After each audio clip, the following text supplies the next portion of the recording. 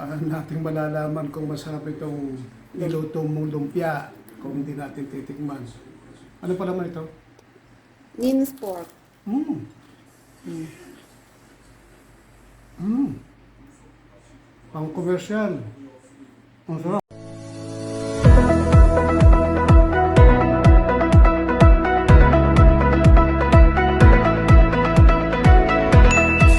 Ay mga kapitbahay, tara, samahan niyo ako magluto ng lumpiang Shanghai.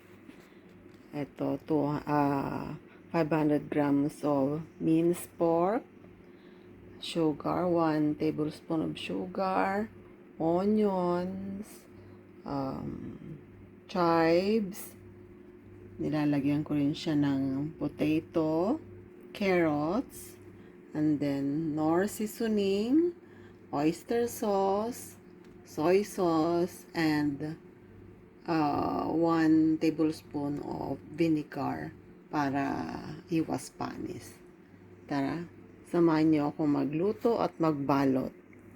Ito din pala yung pambalot ko. Yung spring roll wrapper. Yan, umpisa na natin. Tara, ito muna nilalagay ko yung minced pork para mawala yung tubig-tubig niya. Pagmantikahin natin ng konti, saka natin ilagay yung mga ibang ingredients.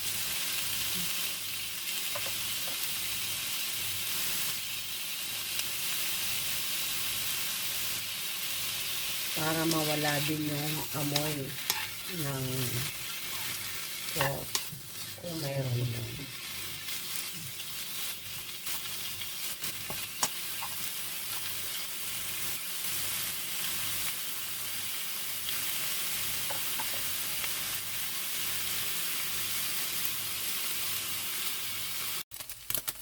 Ayan po, naging brown na siya.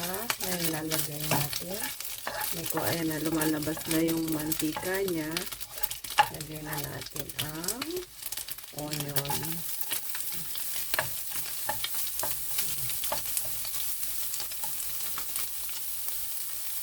Ito pa maraming onion.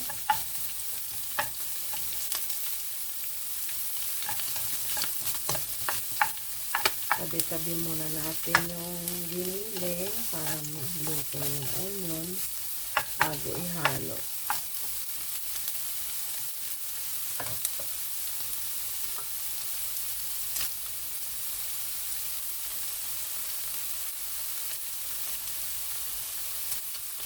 Dito po kasi sa Dubai, wala pong fresh na pork dahil lahat po galing sa ibang bansa, kagaya ng Brazil, India. So, kailangan talagang tanggalin muna yung sabaw ng giniling para makaiwas ko yung amoy. Ayan, hinalo ko na siya. Lagay na rin natin yung patatas. Ito po yung gusto ng aming ginata. May patatas.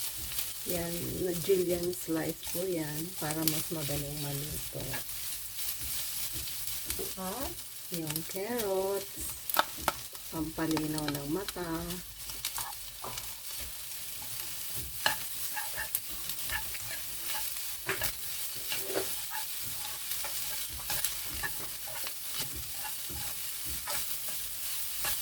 Mga bata po kasi ayaw kumain ng gulay. So, para makain nila, ihalo natin sa ganito, Shanghai. Hindi na po alata yung pag kinain nila. Kasi nakabalot na siya. O, diba? May technique tayo mga amani.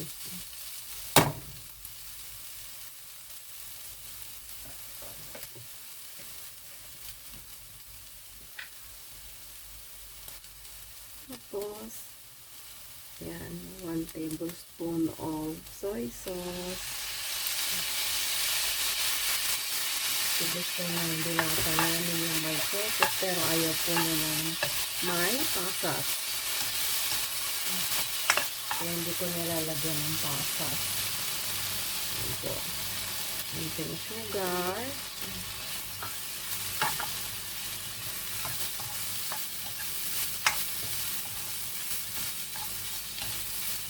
Tapos, pepper.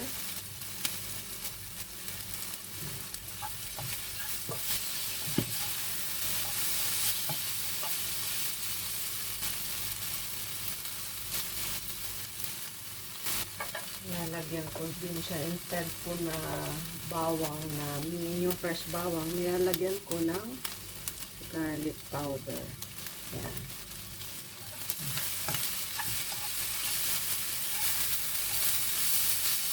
Ganyan po, haluin.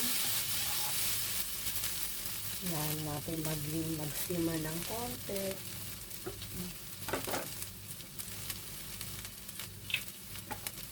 Lagyan na po natin ng konting oyster sauce para may konting tanis-tanis. Tsaka alat.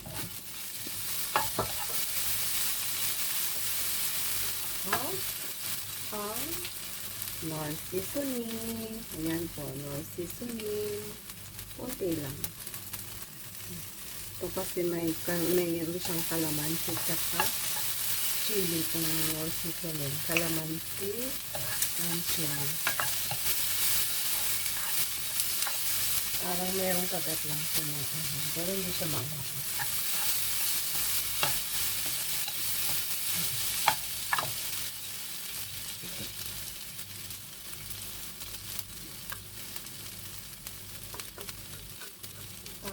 Konting chicken powder.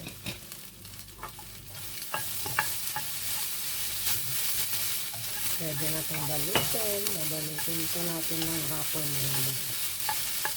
Ito pa pala. Ay, kumakalimutan. Lagay din natin ng onion mix. Yan po. Maganda rin yan. Healthy. Pampalakas ng tuhod. Good for potassium. Vitamin para sa ating nagkakaedad na.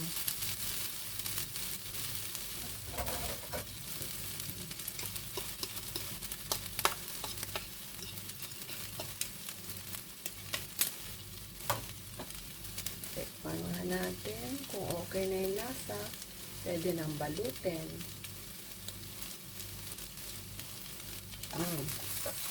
Okay na to. Okay na sa lasa. Sarap. Pwede nga yung ulamin ko kahit hindi pa nakabalot sa wrapper.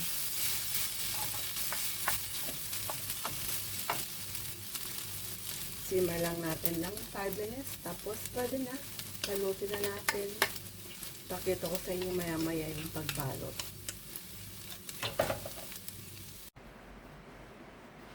Para balutin na natin mga kapitbahay.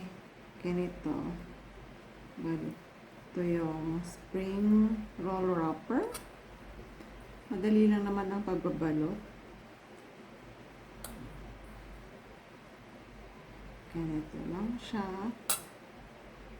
I-roll. Maliit ang mga lumpia wrapper dito sa Dubai. Kaya pitit ang spring roll natin. Parang 2 bites lang. Okay na siya. Yan, ganito lang siya. Yan. Tapos after nating mabalot lahat, then i-fry na natin. Sandali lang naman itong i-fry dahil luto na ito. Fry lang natin itong lumpia wrapper. Then, pwede nang kainin. Ganun lang kadali. I'm sure marami na sa ating mga Pinoy ang alam na ganito. Yan, ganyan lang. Tuloy-tuloy lang hanggang matapos balutin.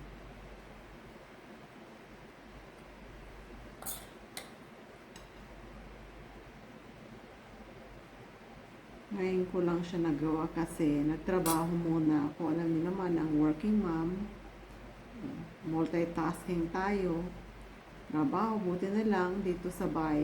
Dito lang ako sa bahay nag-go office. So, trabaho, linis, luto, laba. Buti na lang malaki ng aking binata kaya hindi na sinusundo sa school. Hindi kagaya dati. Susunduin mo, ihahatid mo. Ganyan ang buhay Pinoy sa abroad. Mga OFW, mga kagaya namin. Yan, makaka-relate. Kaya hindi uso ang magreklamo. Kahit pagod ka na, kailangan mo pa rin gawin kasi wala nang ibang gagawa. Diba? Yan, ganyan lang. Pakita ko sa inyo mamaya. Pinipirito na natin siya sa medium heat. Ayan. Para hindi masunog yung wrapper. Tapos, pag golden brown na siya, baliktarin mo sa kabila. Tapos, ayan mga kapitbahay. Golden brown na siya. Nabaliktad ko na. So, luto na yan. Tapos, hanguin mo. Tapos, maglagay ulit ng panibago. Balikan nyo ako maya-maya, ha? Ayan na pong aking lumpiang Shanghai. Naluto na. Yan, hintayin ko lang si Torta King. Nasa trabaho pa. Ito po yung kakainin namin. Yan. Salamat po sa panonood, ha. Kita-kita tayo mamaya ulit. Yan. Paano natin malalaman kung masarap itong niluto mong lumpia kung hindi natin titikman? Ano pa naman ito? Nin's pork.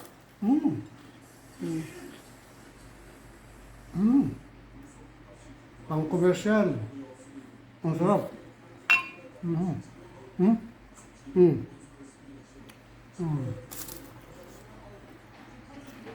Ito hindi mo na kailangan ng suka. Yung sabi nga, kagat mo na bago suka. Ito hindi mo na kailangan. Kagatin mo na kagatin. Masarap pagkakagawa.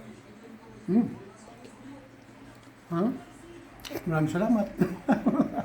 Kapit bahay.